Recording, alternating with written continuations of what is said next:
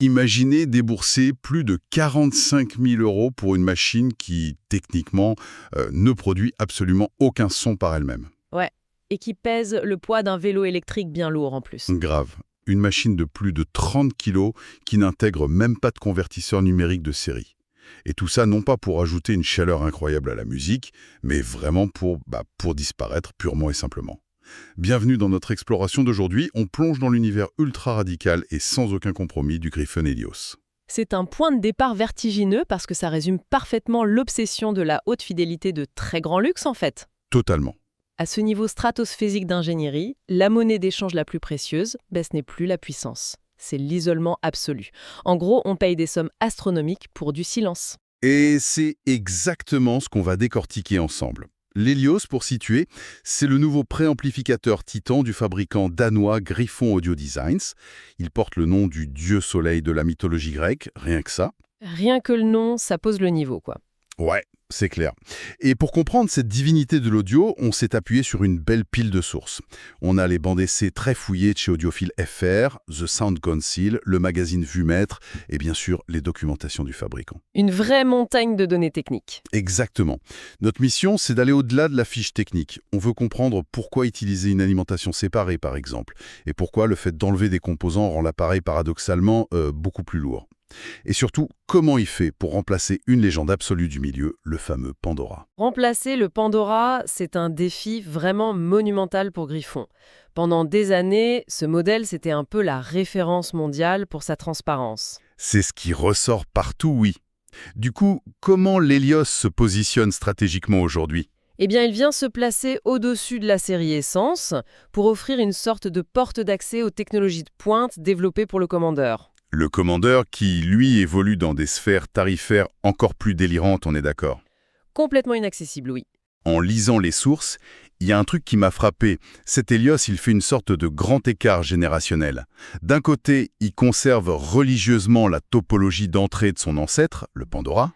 Tout à fait. Mais de l'autre, il cache sous le capot toutes les innovations scientifiques tirées du projet Commander.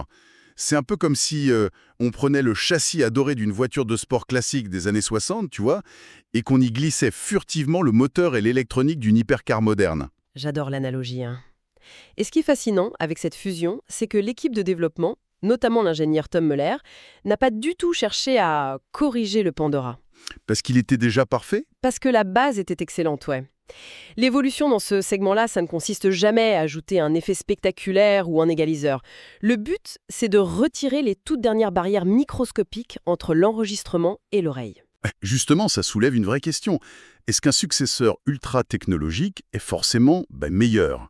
Je veux dire, quand une marque a capturé une certaine magie avec un vieil appareil, on ne risque pas de stériliser le son en voulant trop le moderniser ? Ah, la fameuse peur de la stérilisation. C'est ultra courant chez les passionnés. C'est ça, on a peur de perdre l'âme du truc. Sauf que cette peur, en fait, elle repose sur l'idée que l'appareil d'avant ajoutait une coloration agréable, une petite distorsion flatteuse qu'on prend pour de la magie. Ah d'accord, c'est un biais cognitif presque. Complètement. La philosophie de Griffon, c'est l'opposé absolu. Leur quête, c'est la neutralité pure. Si un enregistrement est froid et rugueux à la base, l'Helios doit le restituer froid et rugueux. Il ne cherche pas à interpréter la musique, il devient un conduit parfait. Alors, pour comprendre comment on fabrique ce conduit parfait, il faut regarder la machine physiquement. Et là, on se prend une claque. Quand on déballe l'Helios, on ne sort pas une seule boîte, mais deux. Oui, il y a la configuration à double châssis. C'est inévitable à ce niveau. On a le préamplificateur principal, où on branche les sources, qui pèse 13,9 kg. Et il est obligatoirement accompagné de son alimentation externe séparée, la PSU5, qui pèse 18,2 kg à elle seule. Ce qui fait qu'on frôle les 32 kg au total juste pour un préampli ? Mais c'est fou! Pourquoi on a besoin d'un tel surdimensionnement physique ? Ça répond à un problème physique très concret, la vulnérabilité extrême du signal analogique. C'est-à-dire ? Le signal audio qui traverse un préampli, il est incroyablement faible. Le moindre rayonnement électromagnétique, la moindre fluctuation de courant qui vient d'une prise murale classique, ça va s'imprimer sur ce signal. Ouais, et comme ce signal va être multiplié des milliers de fois ensuite par l'ampli de puissance ? Voilà. La moindre micropollution captée au stade du préampli, ça devient un voile audible, un gros bruit de fond sur la musique. Donc, si je saisis bien la logique, Le signal est tellement fragile qu'il faut le protéger de son propre système de survie. C'est pour ça qu'on sort l'alimentation dans une autre boîte. C'est comme installer le générateur diesel d'un opéra dans un bunker insonorisé à l'extérieur. C'est la métaphore parfaite. On met le générateur dehors pour que sur scène, les musiciens jouent dans un silence absolu, sans entendre le bourdonnement du moteur des projecteurs. D'accord, mais qu'est-ce qu'on met physiquement dans cette Alim, la PSU5, pour qu'elle pèse 18 kg? Les sources parlent de 2 énormes transformateurs toroïdaux de 65 VA pour faire du double mono. Oui, le double mono, ça veut dire que la batterie du canal gauche ne peut jamais drainer l'énergie du canal droit pendant un effort. Ils sont totalement indépendants. Et ça mentionne aussi une banque de condensateurs totalisant 83 000 microfarads par canal. Pour le commun des mortels, 83 000 microfarads, c'est juste du jargon. Concrètement, ça fait quoi à la musique? En fait, imagine que les condensateurs sont de gigantesques châteaux d'eau suspendus. D'accord? Le courant électrique de la maison, c'est comme une rivière super irrégulière, pleine de remous. Le château d'eau stocke cette énergie et la calme. Ok, je vois l'idée. Trop vite, plouif. Exactement. La pression s'effondre, le son se tord, devient dur, il perd toute sa dynamique. C'est le fameux écrêtage, quoi. C'est ça. Avec 83 000 microfarads par canal, on a un réservoir tellement vaste que même pendant les sollicitations les plus violentes, la pression du courant ne varie pas d'un iota. C'est ça qui donne cette sensation d'aisance et d'autorité quand on écoute l'Hélios. C'est fascinant. Et pour protéger tout ça, on a l'armure, le fameux design de Griffon, le nordique noir. C'est pas juste pour faire joli dans le salon, hein. On parle de plaques massives d'aluminium extrudées usinées par ordinateur, de pointes de découplage en dessous, d'une vitre de 4 mm autour de l'écran TFT. Même les fiches RCA à l'arrière sont isolées au téflon et boulonnées directement dans le châssis. Pourquoi aller aussi loin dans la mécanique pour de l'électronique? Parce que la mécanique affecte directement l'électronique. C'est un phénomène physique qu'on appelle la microphonie. La microphonie. Oui, si on tape doucement sur un composant pendant qu'un signal le traverse, cette petite vibration physique crée une variation électrique. Or, la musique générée par les enceintes fait vibrer le sol, le meuble et donc les circuits. Ah ouais, donc le châssis massif sert de bouclier contre les vibrations de sa propre musique. Tout à fait. Et boulonner les fiches RCA au châssis, ça permet d'absorber la contrainte mécanique quand on branche des gros câbles audiophiles bien lourds, pour ne pas casser les soudures des cartes mères à l'intérieur. Ok, donc on a bâti cette forteresse impénétrable, on a géré les vibrations, on a isolé l'alimentation, et tout ça c'est pour protéger le cœur du réacteur, l'électronique en pure classe A. C'est un peu l'ADN de Griffon. Mais pour qu'on soit tous sur la même longueur d'onde, qu'est-ce que la classe A change concrètement par rapport aux amplis normaux du commerce? Pour faire simple, dans la majorité des amplis, qu'on appelle de classe AB, les transistors marchent comme un relais. Un groupe s'allume pour pousser le signal, puis il s'éteint, et un autre groupe s'allume pour tirer le signal. Un mouvement de piston en gros. Cessant, ça crée inévitablement une infime encoche, un défaut microscopique qu'on appelle la distorsion de croisement. Et en classe A pure, comment ça marche? C'est radicalement différent. Les composants sont polarisés au maximum en permanence. Ils ne s'éteignent jamais, ils traitent la totalité du signal sans aucune interruption. Mais attends, si le moteur tourne toujours à fond, même quand il n'y a pas de musique, ça doit consommer une énergie dingue et chauffer comme un radiateur. C'est un gouffre énergétique et thermique, c'est sûr. Une grande partie de l'énergie est dissipée en chaleur pure. Mais le bénéfice audio est incroyable.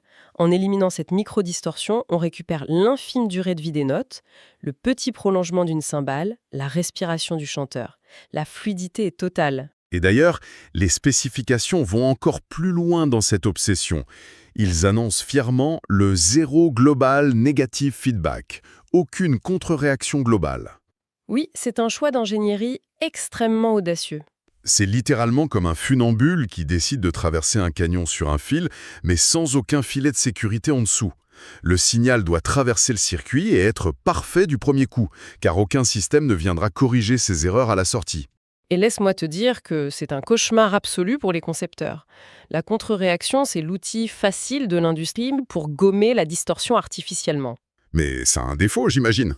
Oui, ça oblige le signal à faire des boucles temporelles microscopiques, ce qui crée des déphasages et tue un peu le côté vivant de la musique. Sans filet de sécurité, chaque composant doit être d'une linéarité parfaite dès la première seconde. Si la température monte et qu'un seul transistor dérive d'une fraction de pourcent, boum! Tout le signal s'effondre. Exactement. C'est une autre raison d'être du gros châssis en aluminium. Il dissipe la chaleur de la classe A de façon ultra homogène. Ce qui m'amène au paradoxe le plus fou de l'Hélios. J'ai lu que la topologie d'entrée utilise un nouveau schéma à double gifette pensé selon le concept du less is more. On nous dit que le trajet direct du signal audio ne traverse en réalité que 2 transistors et une seule résistance. 2 transistors? C'est ça. Le trajet est d'une simplicité stupéfiante. Mais comment justifier une usine à gaz de 32 kg si c'est pour faire passer le son dans seulement 3 petits composants? C'est complètement contre-intuitif. C'est ça la subtilité de l'audio extrême. Les lois de la physique sont têtues, hein. Chaque composant qu'on rajoute sur le chemin de la musique absorbe de l'énergie et ajoute son propre bruit de fond. Donc, la solution absolue, c'est de raccourcir ce trajet au maximum. Retirer des composants, c'est le but suprême. Ah mais c'est l'illumination là. En fait, on ne paie pas 45 000 € pour ces 2 minuscules transistors, on paye pour les 30 kilos de système de survie qui sont autour. Tu as tout compris. Les blindages, les condensateurs géants, toute cette masse ne touche pas le signal. Elle crée le vide absolu pour que ces 2 pauvres transistors travaillent sans aucune perturbation. C'est comme construire un coffre-fort de la taille d'un immeuble juste pour exposer un timbre-poste. C'est une excellente image. Tout est au service de la préservation. D'ailleurs, regarde le contrôle du volume, c'est pareil. Ah oui, c'est souvent le maillon faible, le volume. Eh bien ici, c'est un atténuateur à 85 pas, piloté par microprocesseur, avec des relais ultra rapides et des résistances de précision MLF-CMD. D'accord, pas de bouton classique qui crachote au bout de 2 ans alors. Non, fini la piste en carbone poussiéreuse. Ici, à chaque fois qu'on monte le volume, le microprocesseur active un relais différent. Le signal ne traverse qu'une seule et unique résistance parfaite à la fois. Le trajet ne s'allonge jamais. Non. Mais redescendons sur Terre 2 secondes. Cette horlogerie analogique, c'est beau, mais aujourd'hui, l'écosystème audiophile est hybride. On écoute des vinyles ultra délicats, mais on stream aussi des fichiers numériques haute résolution, on a des systèmes home cinéma. Comment ce bloc monolithique survit dans le monde moderne ? Il survit grâce à un système de modularité super intelligent. D'abord, la connectique de base est incroyable. On a des fiches Nutric XLR plaquées or pour garder un signal symétrique et repousser le bruit. J'ai vu aussi qu'il y a un mode bypass. C'est pour le home cinéma ? Voilà, ça permet d'intégrer l'Hélios à un système home cinéma. Ton ampli de film gère le volume et l'Hélios laisse passer le signal directement aux enceintes sans ajouter son propre réglage par-dessus. Pratique. Et puis, il y a surtout les 2 emplacements vides à l'arrière pour l'évolutivité. C'est là que réside la modernité. On peut rajouter le module numérique DAC3 qui utilise la fameuse puce ESS Sabre ES9039 Pro. Avec 5 entrées numériques, y compris de l'USB et de l'ASEBU, la norme professionnelle anti-jitter. Et pour les puristes du micro-sillon, il y a le module Phono PS3 entièrement symétrique pour les cellules MM et MC. Bon, là, il faut qu'on parle d'argent. Parce que ça pique un peu. D'après les sources, le préampli Hélios coûte autour de 27 200 €. Son alimentation obligatoire, la PSU5, c'est environ 18 750 €. Ce qui nous fait dépasser les 45 000 € l'ensemble. Oui, on est sur le prix d'une très belle voiture.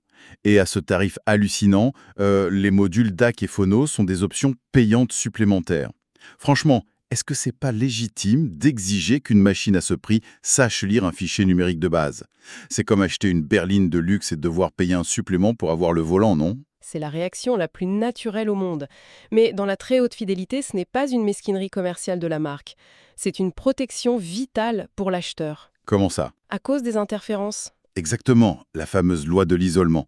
Intégrer de force un circuit numérique dans un sanctuaire analogique en classe A, c'est comme installer une usine chimique au beau milieu d'une réserve naturelle. Ah ouais, la puce numérique pollue. Une puce DAC travaille avec des fréquences hyper élevées. Ça génère un bruit haute fréquence et des parasites qui, même super bien blindés, finissent par irradier et contaminer le signal analogique. On sépare donc les mondes pour éviter la contamination. D'accord, l'argument s'entend très bien. L'autre point, c'est l'obsolescence. La classe A pure de l'Hélios, avec ses gros transfos, elle sera encore au top de la performance dans 30 ou 40 ans. Alors que la puce DAC, dans 3 ans, un nouveau format sort et elle est dépassée. Exactement. Figer un composant numérique éphémère dans une machine immortelle, ce serait dommage. Et puis, soyons pragmatiques, la personne qui achète un préampli à 45 000 € possède déjà à coup sûr un convertisseur séparé à 20 000 € ou une platine vinyle de folie avec son propre étage phono. Ouais, c'est clair. Lui imposer des circuits redondants, ce serait un non-sens absolu. On paie le privilège de n'avoir que l'indispensable sans aucun compromis. Voilà, on ne greffe à la machine que ce qu'on désire au moment où on le désire. C'est limpide. D'ailleurs, pour ceux qui trouvent que tout ça sonne très théorique, eh bien sachez que ces performances délirantes, on peut aller les confronter à la réalité. Cet ensemble Griffon Helios est actuellement en écoute en France au studio Hi-Fi à Versailles. Et ça, c'est l'ultime test. Parce qu'on peut bien parler des heures de l'absence de contre-réaction ou de l'aluminium extrudé. Si la chair de poule n'est pas là aux premières notes, ça ne sert à rien. La technique doit s'effacer devant l'art. C'est la transition parfaite pour la synthèse de notre exploration. Ce Griffon Helios, c'est vraiment bien plus qu'une simple mise à jour cosmétique du Pandora. C'est un vrai pont jeté entre un héritage légendaire et la recherche de pointe du commandeur. C'est une incroyable leçon de physique audio. On déploie une force industrielle démesurée, un monstre mécanique de 32 kg, tout ça pour sculpter les détails les plus délicats et infimes de la musique. La plus belle ironie de la haute fidélité est là. Un gigantisme physique pour exprimer la plus pure délicatesse. Et c'est sur cette réflexion vertigineuse que je voudrais conclure aujourd'hui. L'objectif déclaré des créateurs de l'Hélios, c'est la transparence absolue. Le fil droit avec du gain. Ne rien rajouter, ne rien enlever à la musique. Être totalement invisible. Exactement. Et quand on y pense, c'est fou. On ne dépense pas des dizaines de milliers d'euros pour une machine qui va imposer sa présence ou son caractère dans la pièce. On paye une somme colossale pour acheter l'illusion magique que ce titan de métal n'existe pas. On paye le prix fort pour le silence absolu, pour qu'il ne reste plus aucune barrière entre l'enregistrement et l'oreille. C'est une idée fascinante à garder en tête lors d'une prochaine écoute. Et c'est encore mieux d'aller vérifier cette illusion parfaite directement au studio Hi-Fi à Versailles.